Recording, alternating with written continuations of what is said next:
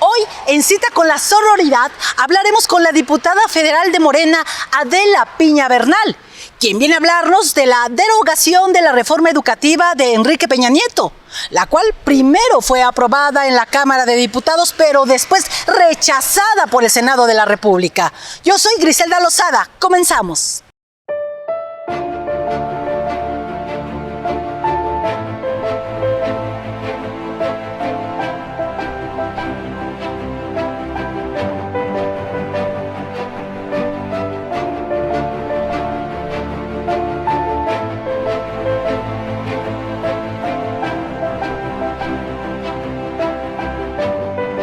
Senadoras y senadores, en virtud de que la votación en lo particular de los artículos 3, párrafos primero, segundo, tercero, cuarto, quinto, séptimo, octavo, noveno, 11º, 12º y las fracciones 2, inciso C, E, segundo párrafo y F, quinto, noveno, párrafo primero, inciso C, en su primer párrafo, inciso D, F, G, fracción décima, 31, fracción primera, 73, fracción 25ª, y los artículos transitorios, segundo párrafo primero y segundo, cuarto, noveno, 11º, 14º, 15º, 16º del proyecto del decreto no alcanzaron las 2/3 partes. Se devuelve a la Cámara de Diputados. Decir que va a haber por parte de ustedes algún, digamos que algún periodo extraordinario luego de que ya concluyeron ustedes precisamente el pasado 30. Sí, mira, tengo entendido que el senador Ricardo Monreal, el coordinador en el Senado, habla de que el día 14 de mayo se están citando para un periodo extraordinario y entre los puntos que señala es la reforma educativa. Entonces nosotros tendremos que reunirnos nuevamente en un periodo extraordinario, pues yo creo que por ahí del día 9 de mayo para nuevamente pues volver a analizar y discutir y en su caso aprobar nuevamente este dictamen, esta minuta. Sin embargo, bueno, el periodo ya continúa y el ciclo escolar ya lo tenemos encima, arranca ya en agosto. Sí va a dar tiempo para realmente que entre ya, bueno, sabemos que una vez que se apruebe, al día siguiente entre en vigor la reforma, pero en cuestión de los maestros principalmente, ¿cómo queda o cómo piensan que de alguna manera? Pues mire, una vez efectivamente que se apruebe y que ya se suba a la Gaceta Oficial, el Diario Oficial o todo el proceso que se cumpla, inmediatamente porque está ahí en un transitorio, pues quedan canceladas todas las disposiciones, reglamentos, acuerdos de la ley anterior. Entonces ahí pues creo que nosotros vamos a cumplir, estamos quizás apretados en tiempo, pero todavía tenemos un margen para que esto se procese de buena manera y que no se vean afectados, sobre todo los niños, ¿no? Nosotros creemos que es muy importante y ahora colocamos en el centro del sistema educativo a quien verdad es lo más importante, que son las niñas, los niños, los adolescentes, los jóvenes y obviamente los maestros, ¿no? Que no se vean afectados de ninguna manera. Nosotros hicimos, el equipo de Cita con la Sororidad, hizo un sondeo preguntándole a la ciudadanía que sabían de la reforma educativa, un sondeo que ustedes amigos van a ver más adelante en el corte comercial, pero fue muy interesante lo que la gente nos respondía, porque en su mayoría nos decían, es que no entendemos en qué consiste esta reforma educativa. Algunos incluso nos señalaban que se han confundido entre la reforma educativa de Enrique Peña Nieto y ahora la nueva reforma que propone el presidente Andrés Manuel. ¿Cuáles serían esas, digamos, derogaciones que se echaron abajo de Enrique Peña Nieto? Mire, lo primero es comentar que la reforma del expresidente Enrique Peña Nieto se sustentó en dos leyes fundamentales, la Ley de Servicio Profesional Docente y la Ley del Instituto Nacional para la Evaluación Educativa.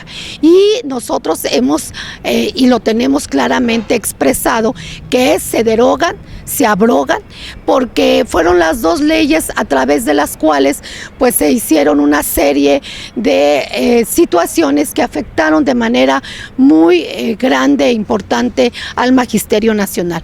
Una de ellas y la más importante pues fue el asunto de que a lo largo de estos 5 años escuchamos la evaluación punitiva por la cual muchos maestros fueron puestos en jaque, se puede decir, condicionaron su permanencia en el empleo. Los maestros tienen a bien a cuenta pues saber que la evaluación es importante, pero no de esa manera, porque los condicionaron, fue de castigo. Una evaluación punitiva significa castigar al maestro. Se sustentó que todo el rezago educativo que tenemos en el país únicamente se responsabilizó a los maestros de ello, y nosotros sabemos que no es así. Hay muchas razones y muchas situaciones por las cuales nuestro sistema educativo nacional está en crisis, y ahora lo que queremos es darle la vuelta por completo. Queremos que tanto los padres de familia, los niños, los maestros, todo el sistema, instancias, sean evaluadas, pero es una evaluación no punitiva, una evaluación que no castiga, que no está vinculada a la permanencia del empleo de los maestros, sino una evaluación primero diagnóstica para saber cómo está, cuál es el estado que guarda realmente el sistema educativo nacional, saber cuáles son las fortalezas y debilidades de los maestros, y a partir de ahí pues obviamente tener una propuesta, y la propuesta para nosotros es el sistema que estamos creando, más bien ahora el derecho de los maestros a contar con un sistema de actualización, de formación y de capacitación. Entonces es una evaluación diagnóstica, formativa e integral, pero de todo el sistema educativo nacional, porque efectivamente no queremos, y porque tenemos muy claramente que nuestro sistema educativo está en crisis, y no es únicamente por el maestro, son una serie de condicionantes que ya se venían arrastrando. Y se han arrastrado de mucho tiempo, ¿no? Se abandonó la educación, realmente en este país se abandonó la educación, y se buscó en esa reforma del 2013 responsabilizar a alguien, y a quien se responsabilizó fue a las maestras y a los maestros, que tendría que haber sido todo lo contrario, porque el maestro, de veras yo lo digo, yo soy profesora jubilada, y vienes de las bases, de la lucha. Vengo de las bases, vengo de la lucha, vengo del conocimiento y del contacto directo de estar en un aula, estar en las peores condiciones, estar en salones en donde no tienen ni lo más indispensable, ni cuentas con material, o te mandan tu caja de gis. Y que eso afecta para la formación de los estudiantes. Afecta y afecta pues en todos los sentidos. Entonces creo que al maestro mexicano se le tiene que valorar mucho, porque trabaja en condiciones de verdad muy adversas. Hay lugares en donde ni siquiera tienen baño. En las zonas rurales principalmente. Zonas rurales, y también en las zonas urbanas, porque estamos en la ciudad, pero hay lugares en la propia ciudad en donde las escuelas están cayendo. Y no solamente es la cuestión material y de infraestructura, sino también lo que creo que golpeó muchísimo en la reforma anterior fue desprestigiar al maestro. Al maestro se le desprestigió a través de medios de comunicación. Esta campaña negra de la que se habla. Esa campaña negra de la que se habla, que sí existió, y ahora pues queremos darle al maestro y colocarlo nuevamente en el lugar que tiene que hacer. Hay algo que yo quiero resaltar mucho, y a lo mejor lo sabes tú, pero uno de los sistemas más importantes y de los mejores sistemas educativos del mundo es Finlandia. Y uno de los elementos más importantes, o el eje por el cual se sustenta, es el respeto hacia el maestro, ¿no? Hace muchos años aquí en México. Allá se fomenta muchísimo el respeto al maestro, porque el maestro no solamente es la transmisión de conocimientos o el proceso de enseñanza-aprendizaje como tal, sino en muchas comunidades y en nuestro país sobre todo, el maestro es gestor, el maestro es el que ayuda a la comunidad, el que hace el trámite para que le pongan la luz, para que le lleven el agua, el maestro es el psicólogo, el que escucha, el maestro es el que sale a hacer faena los domingos. Entonces creo que se ha devaluado mucho el trabajo del magisterio, sobre todo en estas comunidades donde es tan difícil que incluso los niños vayan a la escuela. Si has de coincidir conmigo, durante el modelo neoliberal, pues los maestros se convirtieron en presa. Muchas veces pues se les pedía que fueran a mítines, las famosas pues también reuniones que se tenían, y bueno, pues estaban más enfocados en otras cosas que dedicarse a las aulas de los alumnos y a la educación. Si me lo permites, vamos a nuestra primera pausa comercial y seguiríamos hablando de precisamente esta reforma educativa que, como usted ya lo escuchaba en voz de la diputada federal Adela Piña, pues se abrirá un periodo extraordinario para nuevamente pues tratar de empujarla, por decirlo así, para que sea aprobada en su totalidad en el Senado de la República, aquí justamente donde nos encontramos. Yo soy Griselda Lozada, regresamos. Pues no estoy muy enterada de la reforma educativa, pero hay como muchos chismes y así que se dicen de que van a quitar como el inglés o cosas así de las escuelas, y pues eso sí no está muy cool, porque para en el futuro los niños sí necesitan como estar bien preparados. Pero pues más allá, yo digo que si la reforma educativa se hace, pues tiene que ser siempre para el bienestar de los niños y de los jóvenes. Bueno, yo en realidad no sé exactamente qué es lo que es la reforma educativa, ¿verdad? Porque hay muchas versiones, las que da el gobierno y las que dan los maestros.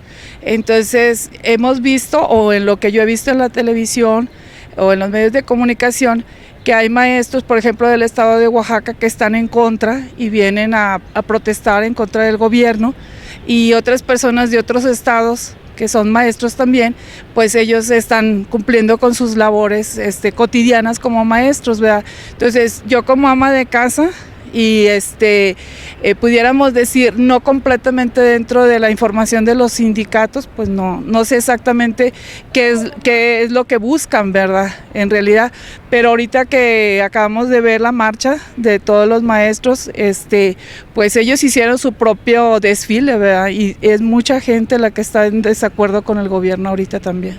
Ese es lo que todo el mundo dice, que no está de acuerdo con lo que Peña Nieto hizo y que López Obrador está tratando de mejorar un poco, pero no sabemos en realidad hasta dónde va a llegar, pero esperemos que sean buenos términos para los maestros, porque hay muchos que no tienen trabajo y se lo merecen.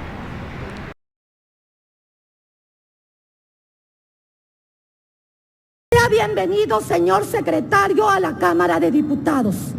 La educación es un proceso social en donde intervienen no solo factores cuantitativos, sino principalmente cualitativos, que hacen que las personas tomen conciencia de su realidad para transformarla.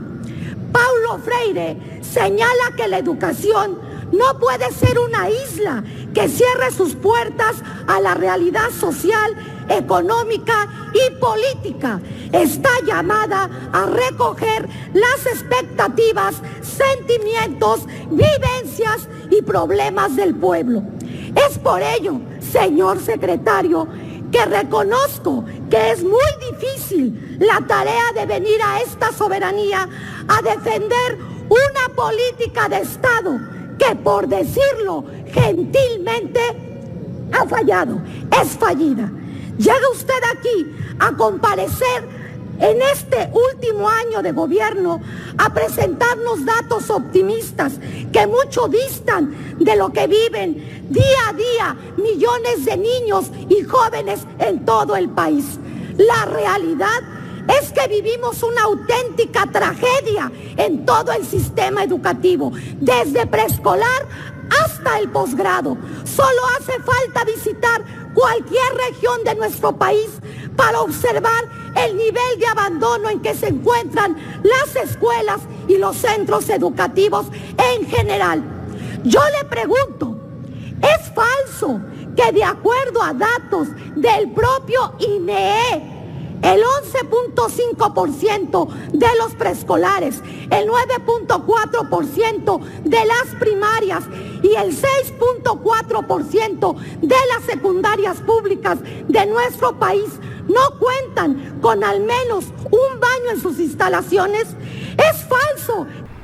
Y regresamos a Cita con la Sororidad y le recuerdo que nuestras redes sociales en este momento aparecen en pantalla para que usted se ponga en contacto con nosotros y sobre todo deje sus comentarios. El día de hoy estamos hablando de esta derogación de la reforma educativa que, como usted ya escuchaba en el primer bloque, pues fue el pasado 30 de abril detenida en el Senado de la República luego de que los senadores por un voto pues lamentablemente dijeran no va. Y ya antes de irnos al corte, bueno, tú también ya nos hablabas de estos avances y sobre todo de estos puntos en los que se va a beneficiar a los maestros, pero también yo quisiera que explicáramos a los padres de familia qué beneficios va a traer esta propuesta del presidente Andrés Manuel, pues sobre todo para sus hijos en materia educativa. Pues yo creo que hay algo que por principio quiero decir. Se deja claramente expresado que la educación es un derecho, no un privilegio. Es decir, que a todos se les va a garantizar que se cumpla ese derecho y por eso se garantiza que la educación va a ser obligatoria para el Estado de impartirla y garantizarla desde educación inicial hasta educación superior. Nosotros debemos de recordar que teníamos nosotros garantizado y como obligación del Estado hasta la educación media superior, todavía en la reforma anterior, pero ahora nuestro proyecto es más ambicioso. Lo que queremos es que todos nuestros niños, niñas, adolescentes y jóvenes estén en las aulas y por eso estamos hablando de que la educación inicial hasta educación superior será obligatoria para el Estado.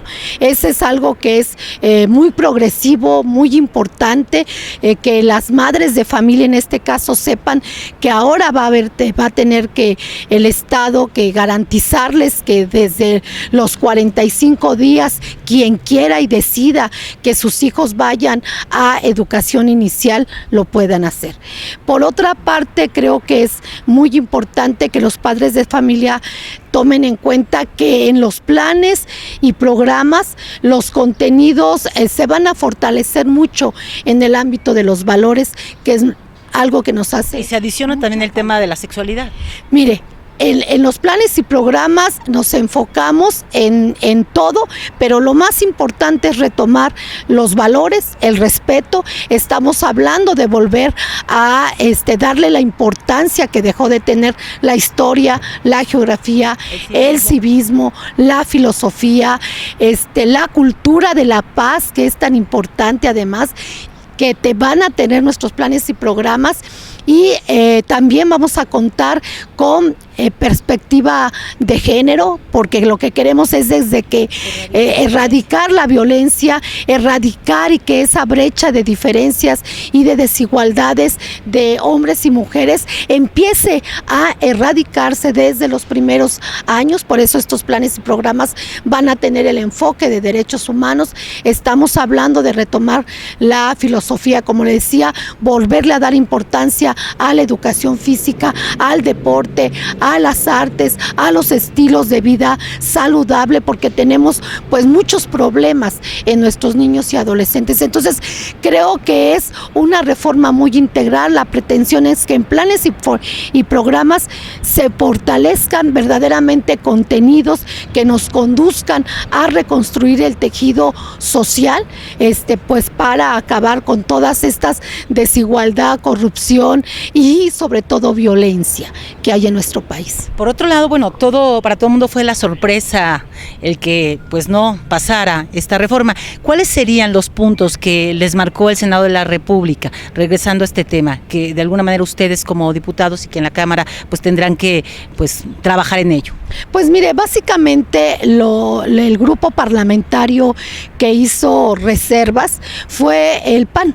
Me parece incluso un tanto contradictorio, porque votaron en contra en lo general, votaron en contra en lo particular, pero hicieron reservas, ¿no? Entonces ahí no entiendo la razón. Si ellos habían decidido no votar, pues las reservas creo que van en el sentido fundamentalmente para ellos es en el asunto del impacto presupuestal para educación superior y el asunto del transitorio 16 del 16º transitorio, en donde nosotros quisimos dejar claramente que los derechos laborales de los maestros se van a regir por el apartado B del artículo 123, como está. Esto como vendría está a ser en la ley. Ellos dicen que es estarles dando una serie de facilidades y para que continúe la corrupción, pero no es así, porque ahí dejamos claramente que estos procesos de los que te hablaba con anterioridad, de lo que es la admisión, la promoción y el reconocimiento, van a tener una ley reglamentaria, que es donde está el meollo y el problema de la corrupción. Entonces, no lo entendemos, creemos más bien que han sido una serie de situaciones que han generado, pues con la idea básicamente de darle, pues sí, de rechazar una propuesta del Ejecutivo, una propuesta ambiciosa y progresista, de verdad, una reforma que contiene lo que tendría que haber contenido siempre, que es lo educativo, fundamentalmente lo educativo, porque ahora nosotros colocamos a estos dos actores que son lo más importante: niñas, niños, adolescentes y jóvenes, y a los maestros, ¿no?, como los actores importantes de la educación, y nos estamos abocando a ellos, ¿no? Por otro lado, la Coordinadora Nacional también es otra de las que ha levantado la voz y que pues también no ha estado muy conforme de esta propuesta que en su momento envió el Ejecutivo Federal. Tú, evidentemente, también como integrante en su momento dado de esta CENTE, no sé si ha habido una mesa de diálogo, tú en lo personal hayas tenido algún encuentro con algunos representantes. ¿Qué ha habido en ese sentido? Pues mira, primero te comento, yo soy profesora jubilada, ya tengo casi 5 años de profesora jubilada. Participé, yo fui en el 98, fui representante sindical, vengo de la lucha efectivamente, pero creo que nuestra parte, en nuestra función que tenemos como diputados federales, pues es representar al pueblo. Y eso es lo que yo he realizado en este momento. No tengo vínculo directo con la coordinadora. Sin embargo, desde el 1 de septiembre se dio y se abrieron las puertas, no solamente en el Congreso, sino en diferentes instancias del gobierno, con este sector del magisterio, que me parece muy importante, y reconocemos la lucha del magisterio nacional, la lucha de obviamente la coordinadora, aunque hay otros grupos y otras organizaciones que también son muy importantes y lucharon y estuvieron en su momento exigiendo que se les respetara su derecho, y creo que esa parte pues de la experiencia que tuvieron en el pasado, pues no les dejó un buen sabor de boca, y pues han tenido todavía como que la desconfianza, ¿no? Que la desconfianza de que sobre todo hablan de que sus derechos laborales no estuvieran garantizados.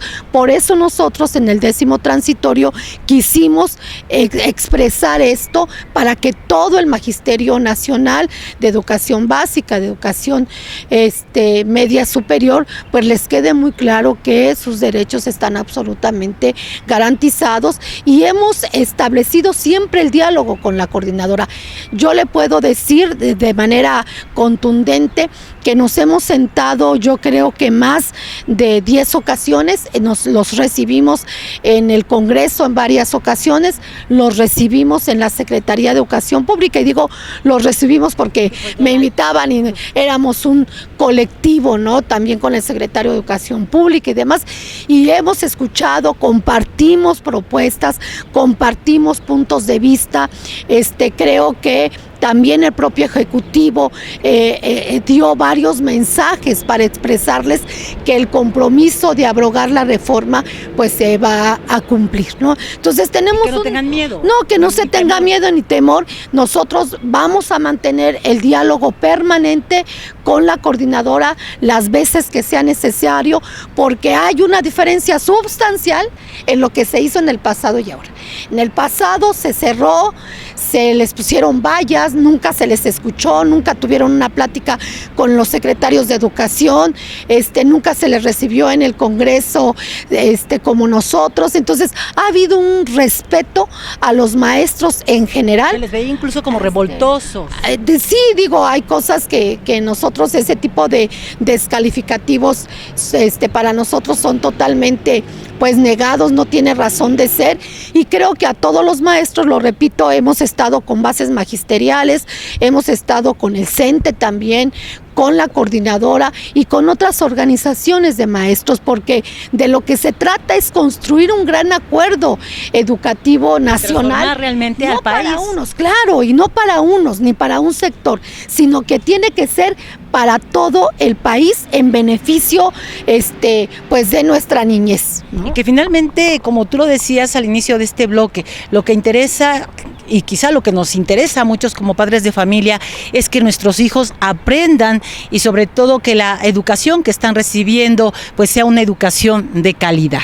Así es, precisamente que sea, ahora nosotros decimos, porque creo que hay una parte que me gustaría mencionar, nosotros hablamos de que uno de los criterios tiene que ser la excelencia, pero la excelencia entendida como aquello, desarrollar todas las capacidades del niño, que además es importante que se promueva su pensamiento crítico, porque el niño a partir de ello es que va descubriendo cuál es su realidad para transformarla y fortalecer los lazos de escuela y comunidad. Esa es la definición que nosotros tenemos por excelencia, nada que ver con cuestiones ni empresariales ni neoliberales. Lo que queremos es desarrollar verdaderamente una escuela mexicana, una escuela fundada en nuestros valores y recuperar pues nuestra identidad. Por eso es muy importante para nosotros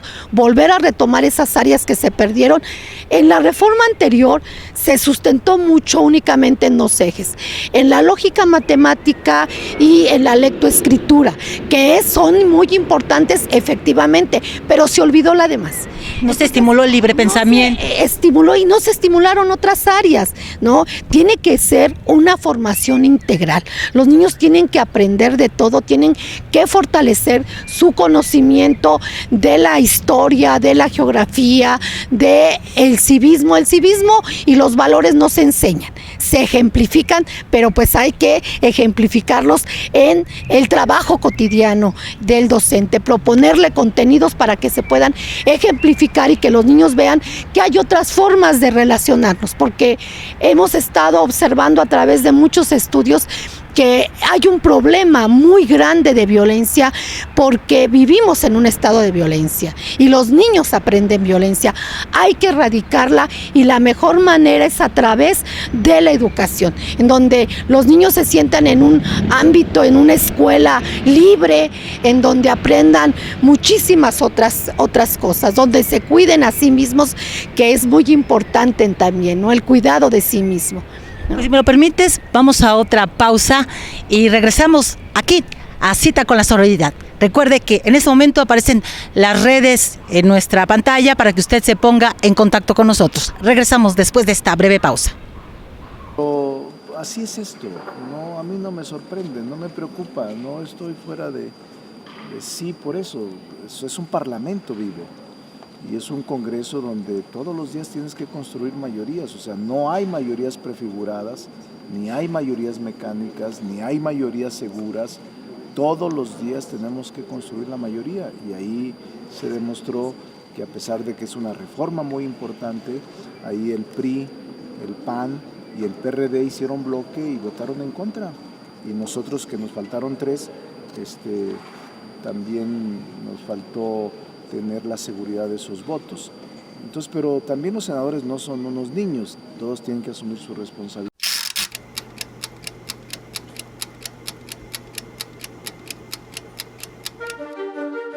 Corre tiempo en el reloj checador de Cananea TV, para que en 60 minutos Carlos Guillén y Jesús Luna coloquen en su mesa de análisis los temas más relevantes en el acontecer político y social del país. Soy Carlos Guillén. Los invito a reflexionar juntos sobre los asuntos que interesan a la clase trabajadora en México. Aquí en Cananea TV, porque la lucha sigue. Y amigos, regresamos a su programa Cita con la Sororidad y estamos platicando con la diputada federal Adela Piña. Y Adelita, bueno, digo Adelita porque finalmente llevo tiempo atrás conociéndote y he conocido pues la lucha que tú has tenido, no solamente como profesora, sino también como una mujer de lucha social. Tú caminaste, incluso estuviste muy metida también para defender la lucha del Ocotal. Sabemos que ahí también fue una pelea dura la que se tuvo y bueno, también por eso eres integrante de la Comisión de Medio Ambiente. Así que yo quisiera preguntarte, ¿qué ha sido para Adela lo más difícil en la Cámara de Diputados? Ahora ya tú como legisladora. Pues mira, yo creo, es la primera vez que soy diputada federal. Además, pues nunca pensé realmente ser presidenta de la Comisión de Educación, que es algo pues muy importante, es una responsabilidad muy grande. Y creo que la dificultad que más he sentido es cómo traducir las leyes, lo que nosotros hacemos, lo que construimos en una realidad. No, yo creo que es lo más complicado de este mundo. Ahora que estoy ahí, creo que ha sido muy incomprendido porque entre tantos mitos se habla de que las diputadas y diputados no trabajan. No se trabaja, se ve únicamente que vas y levantas la mano los martes y los jueves, pero pues no es así. Es un trabajo de los 7 días a la semana, quien queremos ir a trabajar, y creo que es la gran mayoría de las diputadas y diputados que hacemos no solamente esa labor para hacer una ley, una iniciativa, un punto de acuerdo, pues hay un trabajo de varios días, hay que leer, hay que prepararte.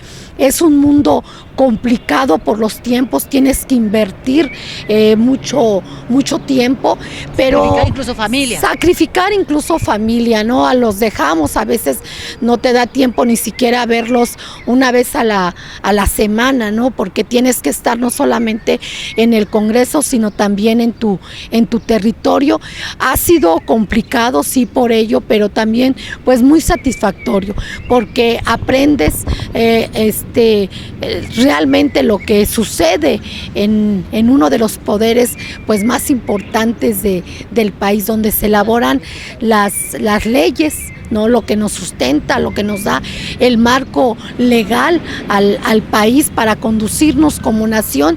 Y bueno, pues me he enfrentado a un reto muy, muy grande, pero creo que lo estoy haciendo con mucho gusto, con mucha responsabilidad. Además, por primera vez las mujeres son 50 y 50, la paridad de género. Por primera vez ya hay una máxima representación en las cámaras.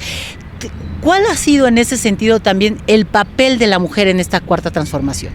Pues mira, el papel de la mujer en esta cuarta transformación ha sido fundamental. Primero porque somos creo que la base, sin menospreciar nada, pero somos un poquito más de la mitad de personas en el país, las que construimos, las que ayudamos y colaboramos para que el 1 de julio se cristalizara para muchas de nosotros pues un proyecto distinto, ¿no?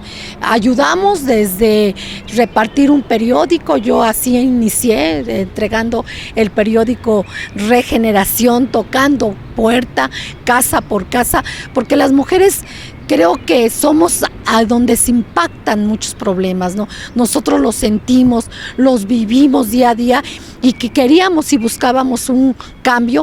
Por eso pues decidimos salir a las calles, tocar puerta por puerta, casa por casa, para poder dar este cambio. Y ahora que muchas de nosotros hemos asumido esa responsabilidad, no solamente en la Cámara de Diputados, también en la Cámara de Senadores y en otras instancias de gobierno, pues tenemos esa obligación de demostrar que tenemos toda esa capacidad para dirigir, para estar enfrente de las comisiones, para trabajar y ayudar a esta cuarta transformación. Y demostrar que se tiene esa capacidad, porque esa es otra de las cosas que lamentablemente pasan en México. Hay ocasiones que pues aunque estamos igual o mejor preparadas que algunos varones en algunos espacios, pues se sigue lamentablemente a la mujer haciéndole a un lado, más bien discriminándole, si tú quieres decirle así. Pues mira, yo te quiero comentar algo. De verdad, en este trabajo me he dado cuenta que sí existe, en verdad, violencia política hacia las mujeres. Creo que lo he vivido. También me he dado cuenta de la brecha tan grande que hay entre hombres y mujeres al acceder a un cargo de esta magnitud. Te puedo comentar una anécdota, ¿no? Por ejemplo, en una ocasión, en reunión precisamente con los compañeros de la coordinadora, pues la única mujer, había, todos eran hombres, todos representantes, todos líderes sindicales, el abogado, otro abogado, el secretario de Educación Pública y demás, una serie de personajes. Y yo en ese momento reflexioné, porque estaba yo en el centro y cuando me di cuenta era la única mujer. Dijiste, en la torre. Sí, la única mujer en una plática, en una reunión de diálogo, de respeto, sí, pero era yo la única mujer. Entonces, de repente, pues sí me sentí yo, pues no presionada, intimidada, impresionada de decir, híjole, es que estoy representando al Poder Legislativo a través de ser presidenta de la Comisión de Educación, y soy la única mujer aquí, ¿no? Entonces yo dije, bueno, tengo que asumir mi papel con fortaleza, con determinación, con las capacidades que tengo, y también tú pues creértela, porque a veces pues sí te puede intimidar porque no estás acostumbrada. Yo no estaba acostumbrada, ¿no? a ese ámbito, en ese nivel de lo político, siempre he estado parte de ello, pero pues siempre en el territorio, en representación, como representante de escuela, de sector que también fui, luego coordinadora, pero no a este nivel, ¿no? Entonces tú te vas dando cuenta pues cómo todavía se mantiene pues esa línea, ¿no? Esa diferencia que las mujeres en algunos espacios nos cuesta más trabajo, pero ahí estamos y creo que lo estamos haciendo bien, creo que nos lo están reconociendo, ¿no? Yo tengo una magnífica relación con el secretario de Educación Pública, una persona muy íntegra, de mucho respeto, y que pues me ha dado mi lugar como mujer, como presidenta de la Comisión de Educación. Entonces creo que vamos avanzando, aunque nos falta mucho todavía. ¿Tú serías la primera presidenta que llega a la Comisión de Educación? No. Ya ha habido otras. Ya ha habido otras, sí, pero pues creo que en esta nueva forma de hacer política, pues sí, estamos incursionando también, ¿no? Porque yo lo comentaba, de verdad hemos tratado de que el Congreso, como casa del pueblo, que así se dice, sea de puertas abiertas. Es una nueva forma de hacer política y yo me he sentado largas horas, muchas horas, le puedo decir con cientos de maestros. Ahí en la comisión han llegado maestros de todo el país, de todos los niveles educativos. Me he sentado con los rectores de las universidades, que la mayoría también son hombres, ¿verdad? Con líderes sindicales, que la mayoría son hombres también. Y que bueno, pues hemos estado trabajando con las puertas abiertas. ¿Cómo ves la sororidad en la Cámara de Diputados entre las compañeras? ¿Hay sororidad o todavía también ahí es algo que cuesta trabajo entender? Pues mira, yo creo que puedo decir que sí hay sororidad, ¿no? A lo mejor no exactamente del 100%, pero yo lo he sentido bien. Hay muchas compañeras que en la vía de los hechos te ayudan, te apoyan, te empujan, te dicen tú puedes, ¿no? Yo me sentí muy bien el día que pasé a tribuna a presentar la iniciativa de reforma a estos artículos que mencionábamos, 3º, 31 y 73, y se subieron mis compañeras, ¿no? Se subieron para coberturarme, para decirme aquí estoy, tú puedes. Entonces, pues yo lo agradezco mucho porque creo que las compañeras de la bancada, pues vamos empujándonos unas con otras. Quiero comentar que varias somos presidentas de comisión. somos presidentas de comisión. Por ejemplo, la presidenta de la Comisión de Ciencia y Tecnología es la diputada Maribel Solís, es ingeniera y pues es una mujer muy competente, ¿no? Y hemos hecho mancuerna porque pues van juntas la ciencia, la tecnología y la educación y hemos ido juntas, siempre está al pendiente, le dio mucho gusto, de hecho que en la reforma educativa estemos impulsando una ley de educación de ciencia y tecnología, porque no estaba contemplada la palabra ciencia, tecnología e innovación, no había estado en un marco constitucional. ¿Y qué tanta falta hace para nuestro país esta parte del avance científico principalmente, y que se tiene que estar trabajando mucho? Si me lo permites, vamos a otra pausa y regresamos ya en la recta final de su programa Cita con la Sororidad.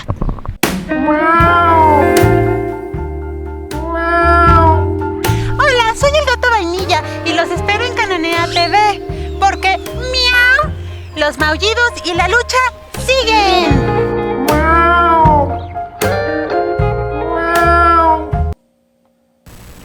Y regresamos a su programa Cita con la Sororidad, y le recuerdo que nuestras redes sociales para que usted se ponga en contacto en este momento están apareciendo ahí en pantalla. Y estamos platicando con la diputada federal de Morena, Adela Piña Bernal. Adela, yo quisiera que tú nos platicaras hacia dónde vas. Ahora pues estás como diputada federal, luego de que nos has platicado ya a lo largo de este programa que pues tú no te imaginabas estar en una curul, y que sabemos que también fue difícil cuando se te nombra como presidenta de la Comisión de Educación. Hubo varias personas que ahí se opusieron porque señalaban que tú eras una profesora que venía de la coordinadora, que eras de la CENTE. ¿Hacia dónde va Adela Piña? Bueno, mira, primero te comento lo que señalabas. Yo fui electa en la Comisión de Educación, pues prácticamente como al mes de que iniciamos nuestro trabajo legislativo, y nos sometimos a un proceso muy transparente en donde la bancada de Morena en su conjunto votó por emitió su voto libre, secreto, de los que nos propusimos para la presidencia. Entonces, pues gané de manera bien, gané quizás un poco cerrado con el diputado Irán Santiago, de Oaxaca, y pues gané por aproximadamente 9-10 votos, creo, si mal no recuerdo. Esa fue la diferencia. Entonces me sentí muy cómoda porque pues todos emitimos nuestro voto. Esa parte la quería yo puntualizar. Y lo otro, pues hacia dónde voy. Primero, hacia terminar este trabajo, esta responsabilidad, la encomienda para mí y la gratitud, porque así lo siento, como una gran gratitud y una gran oportunidad de estar en donde estoy ahora, pues es cumplir el trabajo, servir realmente a la nación en la medida de mis posibilidades y facultades. Entonces, pues es concluir este periodo. Creo que he aprendido mucho en andar y caminar en la política desde hace mucho tiempo, y yo espero seguir participando e incursionando. No puedo asegurar en dónde estaría o hasta ahorita si me visualizo en otro lado. Lo que yo me visualizo ahorita es concluir este periodo de 3 años con dignidad, que me sienta bien como persona y decir que yo le estoy aportando a la nación. En este periodo, pues una de tus grandes responsabilidades sin duda ha sido esta reforma educativa del presidente Andrés Manuel, pero sin embargo también es integrante de esta otra comisión que tiene que ver con el medio ambiente. Ahí, ¿cuáles serían las prioridades o en lo que estás trabajando ahora? Pues mira, la prioridad obviamente de la comisión es elaborar y tener todo un marco jurídico para que volvamos realmente a recuperar lo que nosotros como seres humanos hemos destruido, que es todo lo que tiene que ver con medio ambiente. Se han dictaminado y aprobado distintas iniciativas y leyes que hablan fundamentalmente de la protección del medio ambiente. obviamente a nivel nacional, porque pues las iniciativas tienen que ver con asuntos de todos los estados. Pero ¿cuáles serían ahorita las prioridades? Pues ahí en la agenda. Pues, fundamentalmente ahorita es el asunto del cambio climático. Estamos aprobando iniciativas que tienen que ver con el tema, pues para revertir este asunto tan grave y que a todos nos afecta, el asunto del agua. El asunto del agua es un tema medular y es un tema nacional. Entonces tenemos nosotros que estar viendo y fortaleciendo pues todas las medidas, estrategias que se puedan tener para que este tema pues lo atendamos de la manera más conveniente. Y regresando al punto de la reforma educativa, que es lo que hoy nos trajo y nos ocupó en este programa de Cita con la Sororidad, que bueno, aprovechando, pues tú estás inaugurando ya este programa que semanalmente podrán ver nuestros amigos, pero sobre todo nuestras amigas.